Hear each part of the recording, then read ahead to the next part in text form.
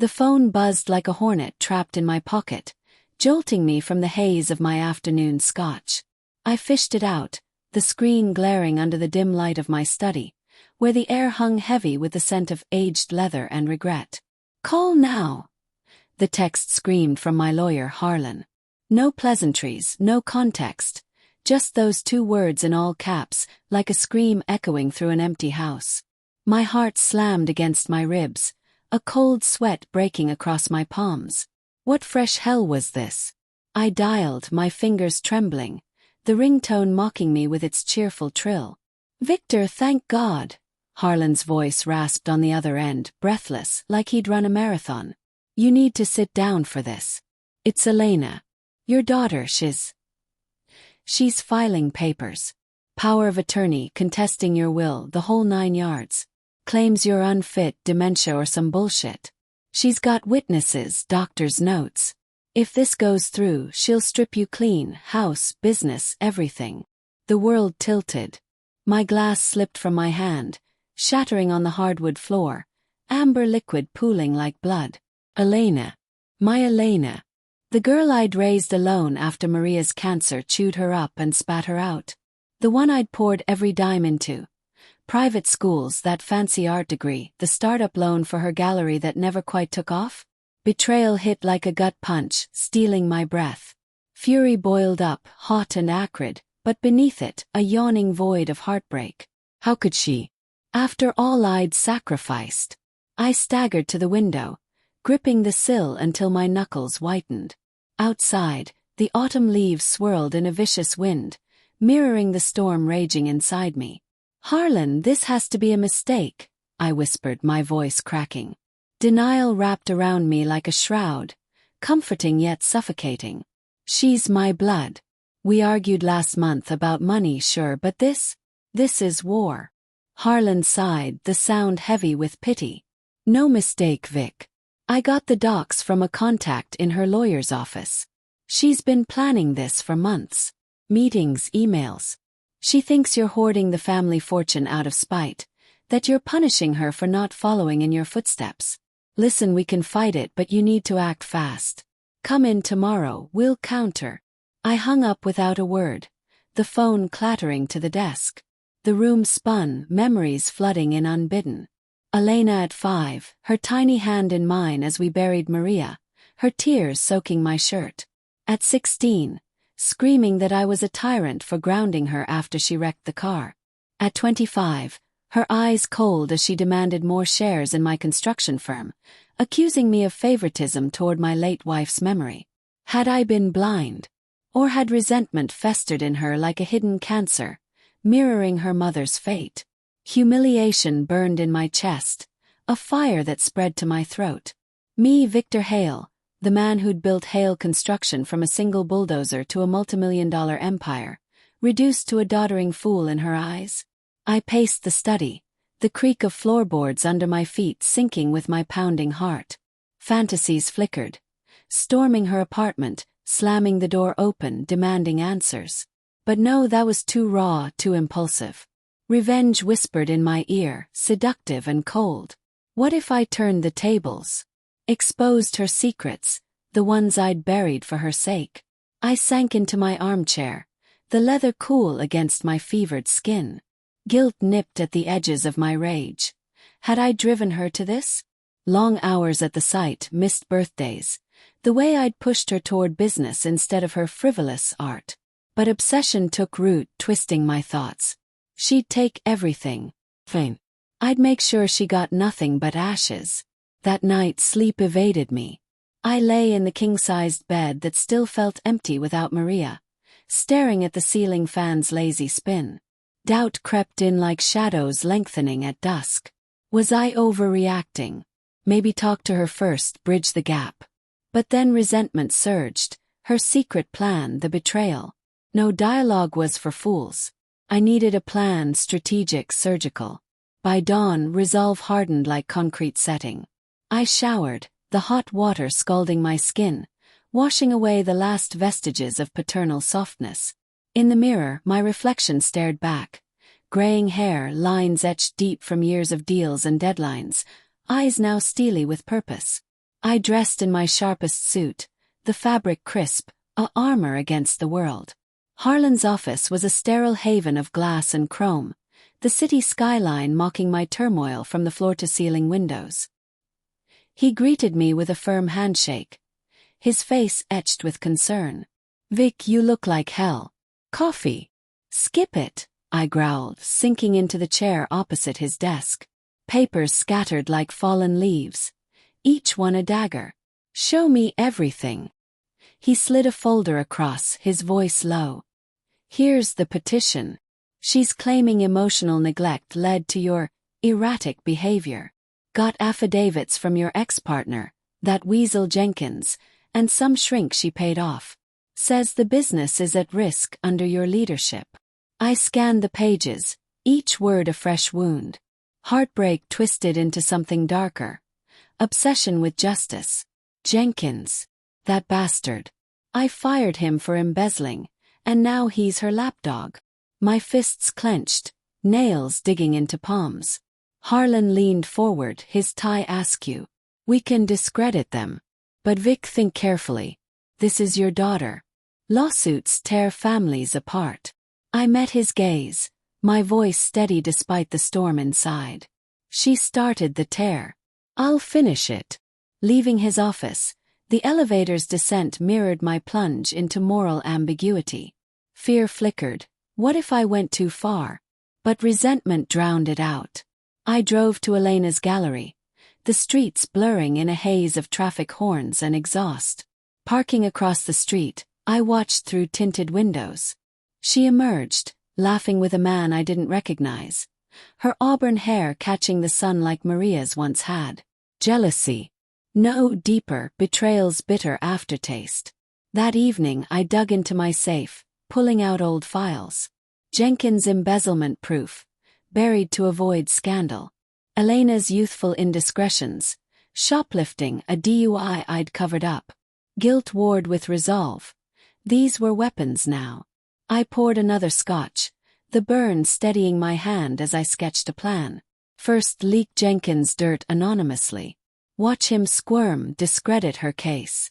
Then rewrite my will, cut her out entirely, leave it to charity. But that felt petty. No, something more poetic. Force her to confront her greed, make her beg. Days blurred into a slow burn of preparation. I met Harlan covertly, his warnings falling on deaf ears. "Vic, revenge isn't justice. It'll consume you." "Maybe I want to be consumed," I muttered, staring at the rain-slicked window. Inner conflict raged. Fantasies of reconciliation clashed with visions of her downfall. One night, I drafted an email to her, pouring out my hurt, but deleted it. No weakness. Instead, I hired a PI, the kind with a greasy smile and no questions asked. "Tail her," I said, sliding cash across a dingy bar table. "Find leverage." Reports trickled in. Secret meetings with investors, whispers of her launching a rival firm using my contacts. Heartbreak solidified into cold resolve. She wasn't just taking, she was stealing my legacy. Tension built like a gathering storm. I avoided her calls, her texts pleading innocence. "Dad, why aren't you answering? We need to talk." Manipulation. Or genuine? Doubt gnawed, but obsession pushed forward. Finally, the pivot. A gala for industry leaders, where I'd unveil my counterstrike. Invitations sent, including one to her. The trap set. As I dressed that night, the mirror reflected a man transformed. Sharper, harder. Fear lingered, a whisper of what if this destroys us both. But resentment silenced it. Revenge beckoned, promising sweet release. Part 2. The Reckoning. The gala ballroom pulsed with opulence, crystal chandeliers casting fractured light over tuxedos and gowns, the air thick with perfume and cigar smoke. Laughter echoed like distant thunder, but I felt only the thrum of anticipation in my veins.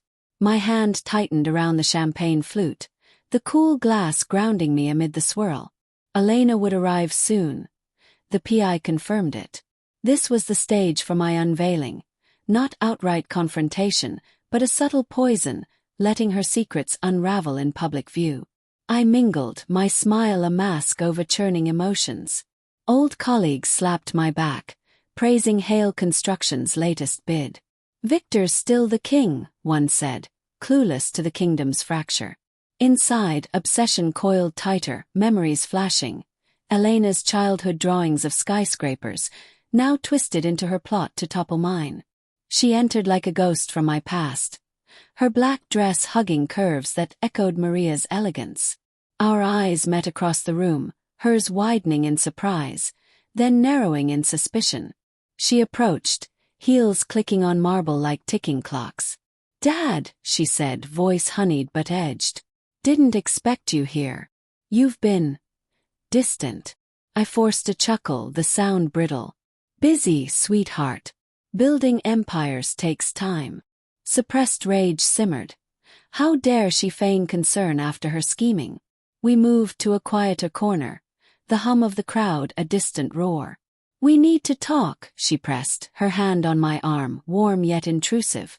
"About the business. I worry about you. Alone in that house, the stress." Heartbreak stabbed anew. Was this guilt in her eyes or calculation? Worry. Or covet? The words slipped out, sharper than intended. Her face paled, but she recovered quickly. "What are you implying?" "I've only ever wanted what's best for us." Dialogue danced on a knife's edge, tension thickening. I leaned in, voice low. "Best for you, you mean?" Harlan told me everything. The papers, the lies about my mind slipping. Shock flickered, then denial. "That's not, Dad, it's for your protection. You're not yourself anymore." "The doctors." "Lies," I hissed, resentment boiling over. "Jenkins. That thief. You think I don't know?" She stepped back, eyes darting. "Jenkins said you framed him. And the business, it's mine by right. Mom would have wanted." "Don't invoke her." Fury erupted, but I reined it in, the plan demanding patience. Around us, glances turned curious, the slow burn igniting. I excused myself, heart pounding, and signaled the MC. Time for the speech, the hook in my trap. Ascending the stage, the spotlight blinded, but I saw her in the crowd, tense. "Ladies and gentlemen," I began, voice steady. "Tonight we celebrate legacy. But legacies can be stolen." Murmurs rippled. I detailed Jenkins' embezzlement, projecting documents, redacted but damning. "And those who ally with thieves. They share the guilt." Elena's face drained of color as whispers spread. Investors she'd courted averted eyes. Humiliation mirrored mine, but guilt tugged. Had I gone too far? Post-speech, she cornered me in a side room, the door clicking shut like a cage. "How could you?" she spat, tears streaking mascara. "You ruined me." "You tried to ruin me first," I countered, cold resolve fracturing under her anguish. Inner conflict surged. This was justice, yet her pain echoed my own. Dialogue deepened.